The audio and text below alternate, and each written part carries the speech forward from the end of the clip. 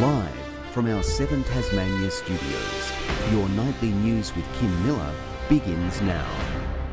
Good evening and thanks for joining us. The search for missing backpacker Celine Cremere in the Waratah area has been suspended. For the latest, we're joined by reporter Victoria Eastoe. Good evening to you, Victoria.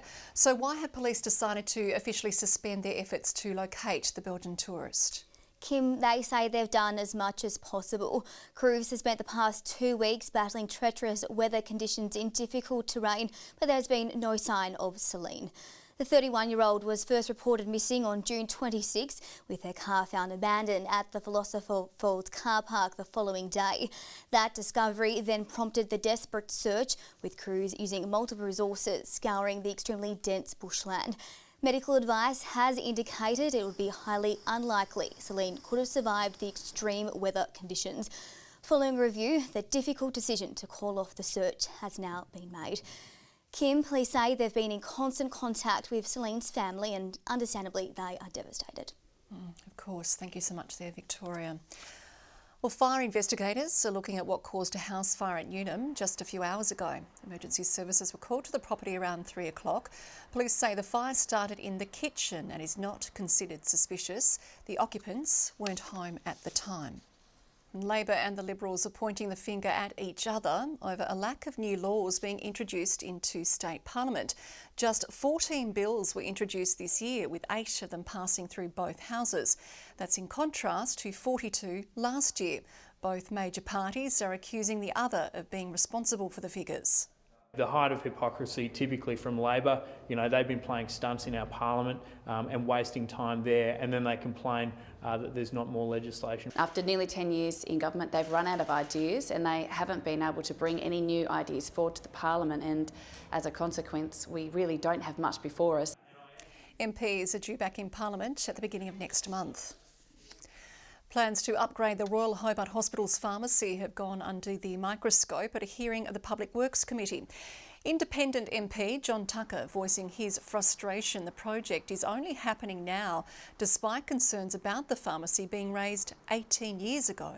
When it's been brought to an estimates committee in 2005, there's been some failings along the way with this. The project is expected to be completed by 2025. The Senate's Cost of Living Committee has made its way to Hobart. Anglicare, Food Bank and the St Vincent de Paul Society were just some of the local organisations present at the public hearing. The senators told of their experiences with more people in desperate need of their services. The cost of living is the #1 issue for Australians right now, and finding solutions to the cost of living crisis that don't add to inflation should be the #1 priority of government. The committee will move to South Australia next, with a final report due later this year.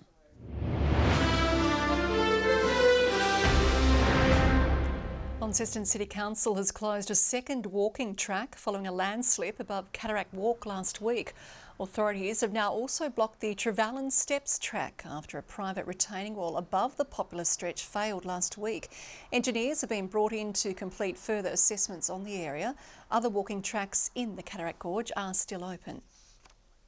The race for the new Mayor of Launceston has come down to its final hours, with nearly a third of voters yet to return their ballot ahead of the by-election closing at 2 p.m. tomorrow. Residents were forced to head back to the polls after former Mayor Danny Gibson stepped down in May. Packs must now be returned to the Council or the Electoral Commission office at Invermay. Those who did not vote could face a fine. Results are expected as early as Wednesday. Tasmania's largest police station is now back to full strength following a major makeover.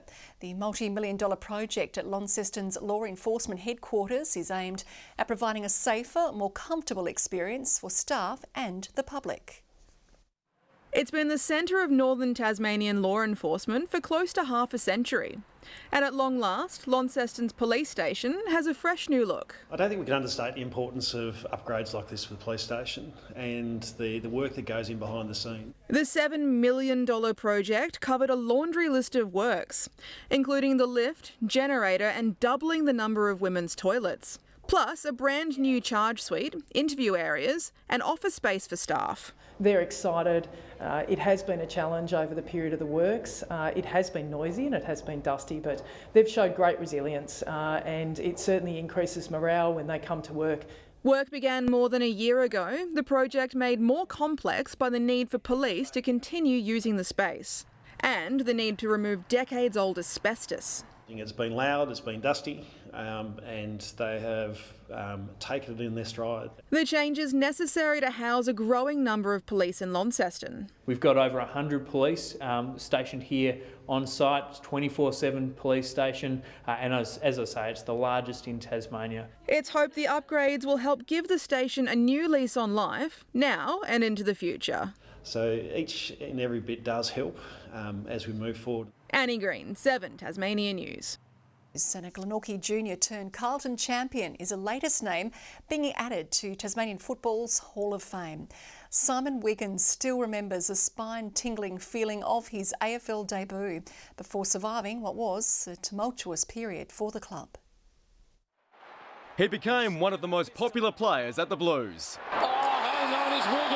A Glenorchy junior who hung on at Carlton for 116 games. Simon Wiggins' next leap is into Tasmanian football's Hall of Fame. It's been a bit of a ride, a bit of a journey the last few weeks when I've been thinking about how long it took for me to get to this place. A journey which began at the 2000 draft. Simon Wiggins, Tasmanian Mariners. He was still a schoolboy when his name was called. I definitely want to play AFL football, that's for sure. The next week that I had exams, it was, I tell you what, there wasn't a lot of motivation there to study. Instead, he was studying St Kilda. And there he is! Well. For his debut in 2001, which ended on the scoreboard. 18-year-old from Tasmania, he can cover himself in glory, and he's kicked the goal! Welcome, Wiggins! It was a great experience, and at that point I was like an AFL footballer. I was, how good's this? If I haven't achieved anything, I've achieved that. Through the 2000s, Wiggins endured the lows of Carlton's salary cap saga, but he vividly recalls seeing Carlton in the top 8 years down the track. All that we've been through over the last 7 or 8 years, just the absolute, vitriol, the negativity that has surrounded us, and now, we're actually in contention to play finals again. I really took a memory snap at that point just to really appreciate that moment. In a fortnight, there'll be another moment to savour when he joins the Hall of Fame. Tom Johnson, 7 Tasmanian News. Well, on the same day, a boost to childcare rebates came into effect nationally. A local childcare provider says the need for after-hours services is more acute than ever before. Affordable and available childcare now rising as a key issue in the state political landscape. They're the facilities giving our next generation a safe space to learn while their parents are working. But for many mums and dads, the doors of childcare centres in Tasmania close too early. In areas that are on the fringe of the metropolitan areas or in those communities that are within commuting distance of key employment areas, the need for out-of-school hours care there is more important than ever. Labor vowing to bolster the state's after-hours services if elected, proposing $10,000 to $90,000 grants for providers in need of extra support. Some providers are reluctant to go into new areas because they lose control. The school ultimately has control of the facility. Money can really go to important upgrades like kitchen facilities, play equipment, all abilities access. It's part of a larger package aimed at easing costs. A lot more people are seeking to find either full-time jobs or expand their hours of working, and that can be made very difficult if you haven't got care arrangements for your child. The opposition says the state government has under-delivered, but the government says the state has some of the most generous funding in the nation. In my space, for example, around training, we've introduced fee-free TAFE across a range of different areas so that our young people can get the training that they need, or perhaps older work. Brianna Boylan, 7 Tasmania News. A Tasmanian charity says it's experiencing unprecedented demand for help as more community members reach out to access their services. The Launceston Benevolent Society hoping this year's ball will boost funds to assist with meeting growing requests. This year was probably our highest demand we've seen for a long time. I don't think it's going to slow down, unfortunately. I think it's going to be worse. The charity is holding a Boots and Blankets Gala next month where attendees will brave the cold outside. The idea came from thinking about all the people that are out enduring the weather through August, September, October and how freezing it is, and I thought, why not share a bit of that coldness and putting us out of our comfort zone. In a unique move, guests will be asked to donate their blankets and boots at the end of the night.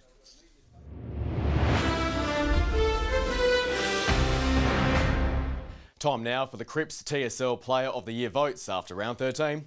North Launceston playing coach Brad Cox-Goodger has tied up 3 votes in the win over Glenorchy.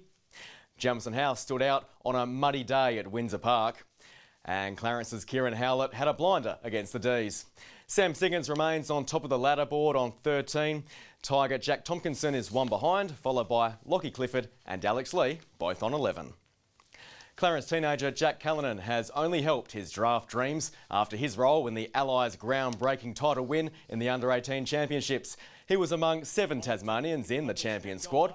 Also a talented cricketer, Callanan says he's now solely focused on reaching the AFL. I love cricket, love footy, but probably just lean towards footy more. Just that factor of I just want to do it since I was a kid. Callanan revealed the coach's message before the final was for players to create their own legacy, something they achieved by going unbeaten through their 4 games for the first time in the team's history. Huon Rowing Club Sarah Hoare has had a heart-stopping finish in the latest Rowing World Cup. Her women's 4 crew was neck and neck with Romania in the closing few hundred metres before pipping the Aussies at the line. As they come past us across the finish line, Romania taking the gold, Australia in second. She'll continue to fight for a spot at the Paris Olympics at the next meet in Serbia in September. The coach of Tasmania's victorious under-18 boys hockey side is confident a number of his players will one day play at the highest level. Yesterday's win over Queensland in the gold medal match also creating a piece of local sporting history. All smiles today after a week these up-and-coming hockey stars will remember for a long time. I'll look back on it in 5, 10, 15 years, and every single year it goes on, it'll become more special to me. Put in the hard yards, lots of conditioning and hours on the pitch, so no, it feels well deserved. Yesterday's 5-2 win over Queensland capping off a history-making tournament. The boys the first Tasmanian team to go undefeated at a national championships, overcoming high-quality teams and even illness. Got a bit ill towards the end of the tournament, and but luckily we were able to stay strong. Everyone was very composed and it looked like they'd played in many gold medal games before. There was also plenty of individual success. Fullback Oliver Stebbings was named player of the tournament. Captain Max Johnston was awarded the finals MVP, while fellow forward Oscar Sproul was leading goal scorer. I was just finding myself in good positions and having my teammates giving me the ball where I needed it to be. The coach confident some could feature in Hockey 1 as early as this season. It wouldn't surprise me at all if one or more of these guys got an opportunity with the Tigers this year. Going back-to-back also on their minds. Hopefully continue build on this year and have another successful run at it. Hopefully we can go just as well. John Hunt, 7 Tasmania News. In the NPL, Glenorchy's coach says his side is looking forward to taking part in a mid-season blockbuster. Fresh from a 4-2 win over Clarence yesterday, the second-place Knights are now turning their attention to the ladder leader Devonport. A Glenorchy win would have huge ramifications for the title race, bringing them within a point of top spot. Their coach warning his squad to get ready for a tough fight. I think it's important the players are aware straight away that it's not going to be a pretty sort of you have a go, we have a go type of game. It's going to be a proper wrestle. The match will take place at Valley Road on Saturday afternoon. Today, 16 in Hobart, Launceston, Devonport and Burnie all 15. 16 for St Helens and Friendly Beaches, 15 for the islands, Smithton, Marai Island, Grove and Ouse, Low Head and Strawn both 14 and 6 for Laoini. Cloudy conditions over most of the state with a frontal band which approaches the west of the state. A frontal cloud band approaches the west as a low pressure system moves to the southwest of the state. Low cloud lies over the south and west and east of the continent. Tomorrow, the high remains over eastern parts of the continent while the cold front has shifted over Tasmania and a high ridge of high pressure is building to the west. To coastal waters, westerly winds 30 to 40 knots about most waters, lighter about parts of the east coast, increasing to 20 to 30 knots about the west. The west and south can expect westerly swells 5 to 6 metres. A gale warning has been issued for most parts of the state tomorrow. There is also a strong wind warning for the Derwent Estuary, Frederick Henry, Norfolk and Storm Bay, the Channel, Central Plateau Lakes, the Southwest Lakes and the Upper East Coast. Tomorrow, possible showers and windy for Hobart, 15's the top there. Wind easing at Adventure Bay and 9 for Tarraleah. Partly cloudy conditions in the north, Launceston 16, Devonport 15 and 14 for Bridport. 14 for Burnie tomorrow, showers and 14 for both Strawn and Marrawar. Cloudy and 16 in St Helens and Swansea, very windy in Whitemark. Wednesday, showers developing in the northwest, extending over most areas before contracting to the west in the evening. There's also a chance of some morning fog. Thursday, showers about the west, which continue in the north but are likely to ease during the evening. Mostly fine elsewhere, but we can expect strong and gusty winds. Friday, showers more likely about the west and north, snow lowering to 900 metres about the west. Now, those strong, gusty northwesterly winds also continue.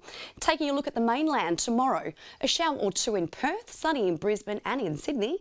Canberra can expect a morning frost. And currently in Hobart, it's raining with 12 degrees. Launceston also raining with 11. Devonport rain and 12. Now, Kim, I hope the kids around the state have managed to entertain themselves on the very first day of the school holidays. Plenty of indoor activities planned, I reckon. Thank you, Kaya.